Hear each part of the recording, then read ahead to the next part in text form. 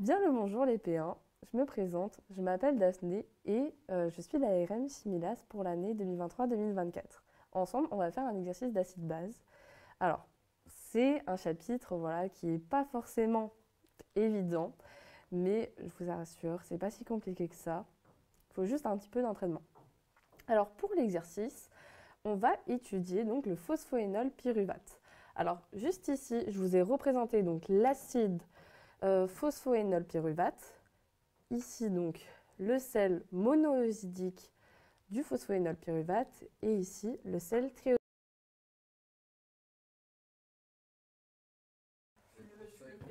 T'es le payant? Vas-y. Ouais, je t'explique tout. Alors on va commencer avec la première solution, voilà.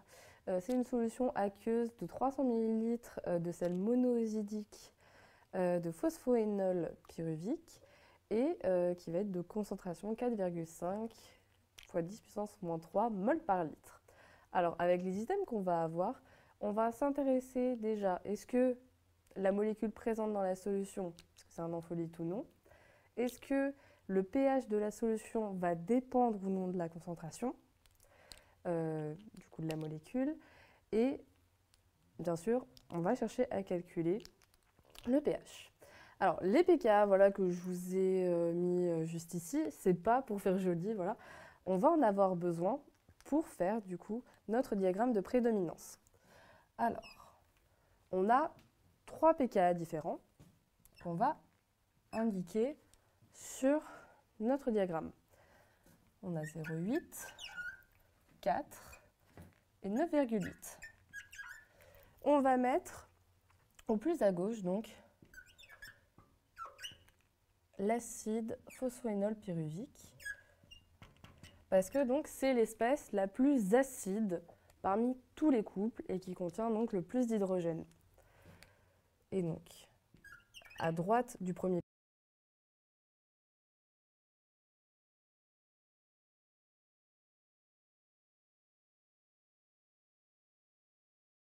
Et donc, on va continuer, voilà, avec l'acide biosidique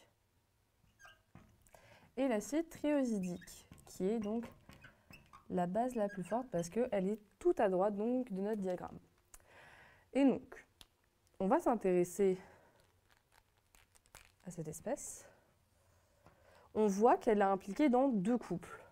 Donc, avec donc putain, mais pourquoi j'ai genre donc pour notre solution, on va s'intéresser donc à l'acide monoosidique qui est H2PEP-. On voit qu'il est impliqué dans 2 couples.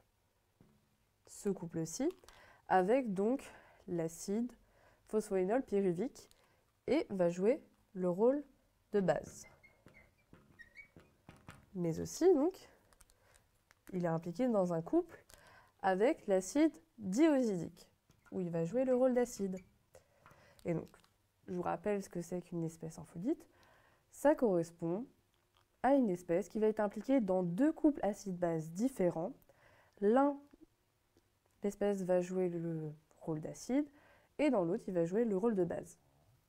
Et donc, vous avez une formule dans votre cours pour calculer le pH lorsque vous avez uniquement une espèce ampholyte dans votre solution, qui est qu'on va additionner les 2 pKa de l'ampholyte et on va le diviser par 2. Donc déjà, on peut répondre aux premiers items. Pour l'item A, la solution 1 a un pH qui est imposé par celui d'un ampholyte. C'est vrai. Car, on a vu, H2PEP- est impliqué dans le couple avec H3PEP et HPEP2-. Pour l'item B, le pH de S1 est indépendant de la concentration de H2PEP-. C'est vrai aussi, parce que dans la formule, on voit on n'utilise jamais la concentration. Pour l'item C, on va passer au calcul. Donc, petite application numérique. Donc,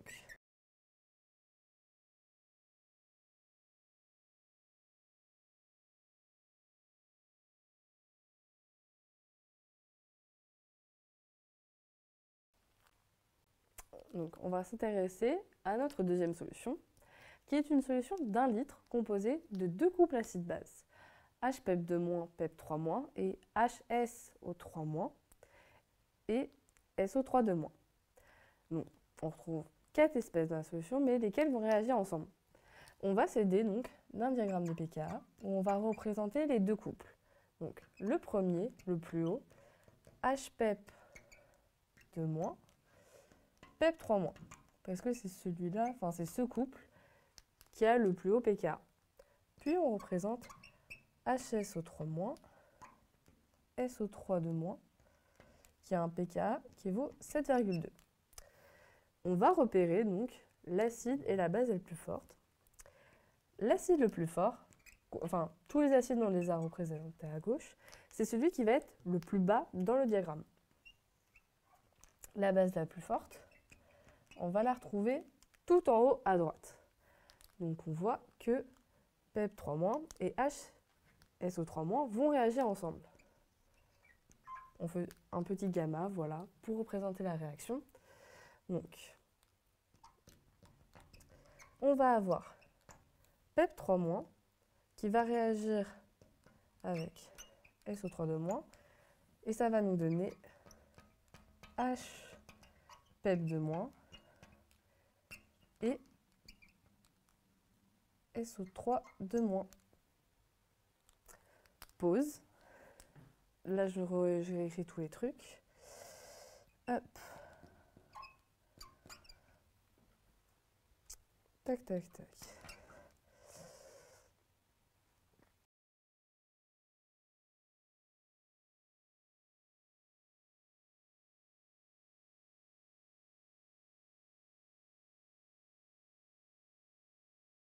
Voilà le tableau d'avancement, donc, lorsque on a les quantités de matière initiale. Donc, on cherche voilà, notre réactif limitant, et ça va être PEP3- parce que c'est là où on a le moins au niveau de la quantité de matière. Donc, à la fin de notre réaction, il ne va rien nous rester au niveau de PEP3-. Et donc, on va avoir 10 puissance moins 2, moins du coup la quantité de matière de PEP3- parce que c'est le réactif limitant. Donc, moins 3 10 puissance moins 3, ça va nous donner 7 fois 10 puissance moins 3. Initialement, on avait 10 puissance moins 3 HPEP2-, donc ça va être 10 puissance moins 3 plus 3 10 puissance moins 3. On va donc à la fin avoir 4 10 puissance moins 3 mol de HPEP2-.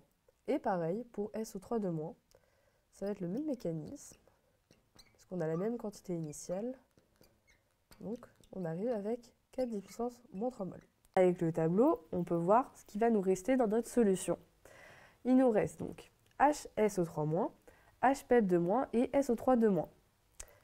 Comme il nous reste 3 espèces, on va se demander mais quelle formule on peut utiliser pour calculer notre pH. On peut remarquer que en fait, il reste 2 espèces qui font partie du même couple acide-base, qui sont HSO3-, et SO3-.